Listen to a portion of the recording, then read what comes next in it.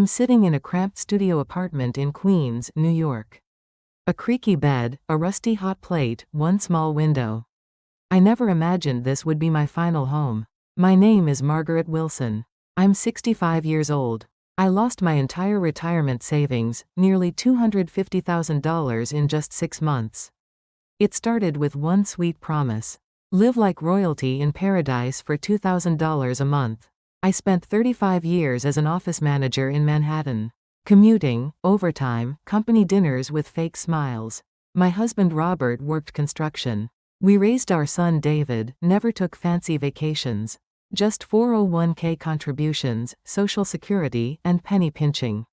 When retirement approached, I ran the numbers every night. Our savings $245,000. Social Security $2,800 monthly combined. Living in New York? Impossible. The math terrified me. Bob, is this it? We grow old and broke? He stared at the ceiling, silent. We both knew something had to change. Then I saw the Facebook ad. Caribbean island paradise minus $2,000 month covers everything. Photos showed turquoise water, white sand beaches, smiling retirees. Comments raved about the lifestyle. Bob's eyes lit up. We watched YouTube videos. Expats sipping cocktails, walking barefoot on beaches, living in spacious villas. Heaven. Our daughter Sarah warned us. Mom, Dad, please don't. These things are usually scams. Our neighbor Frank agreed. You don't speak Spanish. What if you get sick? But their warnings felt like jealousy. It's now or never, I thought. We sold our Queens co-op. After paying off debts, we had $245,000 cash. David begged us to stay. Live with me, please. We refused. 2 winters ago, we left America. The heat hit us at the airport. Diesel fumes, tropical flowers, rapid Spanish everywhere.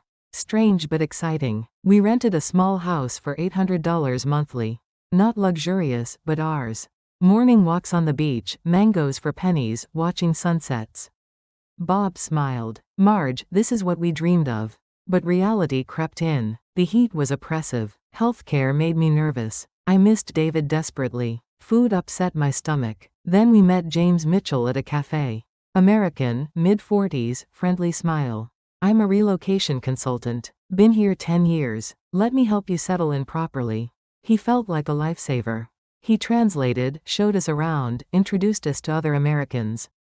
Days later, he brought us to meet Tom and Linda Hayes. We moved here 5 years ago, Tom said over dinner. Started a small investment, now we get steady returns monthly. What kind of investment? I asked. Government-approved tourism development project, Linda explained. James connected us. Over weeks, James became a friend. Golf outings, beach barbecues, community events. We trusted him completely. A month later, he made his pitch. There's a government-partnered resort development. Limited spots for foreign investors. I can get you in. He showed official-looking documents. Photos of construction sites, permits with seals. We even visited the site, bulldozers, workers, signs everywhere. I lost money investing before, I said cautiously. Test it with $40,000, James suggested. After agonizing discussions, we invested $40,000. 1 month later, exactly on schedule, $1,800 appeared in our account. My hands shook holding the bank statement. Bob, it came through. It actually came through. We hugged and cried. Month 2, month 3, payments arrived like clockwork. This time it's real, I thought. 3 months in, James approached again. Policy changes coming. Invest more now, lock in 18% monthly returns. In 5 years, you'll triple your investment. Tom and Linda pushed too. We already added more. Last chance before they close it. That night, we calculated. Marge, if we go back to New York, we're back to struggling. Here, with these returns, we're set for life. We invested everything, all $205,000 remaining. Signing those papers, my hand trembled. But I felt relief. We're finally secure. The first 2 months brought even bigger payments. We splurged, nicer restaurants, a weekend trip to another island. Month 3, the payment was late. James said, government audit delay. Coming soon. Month 4, half the amount arrived. New regulations on foreign investors, he explained. Month 5, nothing. James stopped answering calls. His number became disconnected. We drove to his office, empty. The nameplate was gone. Tom and Linda's phone? Disconnected. Their house? Different people living there. I collapsed on the sidewalk. We've been scammed. Completely scammed. We had $8,000 left.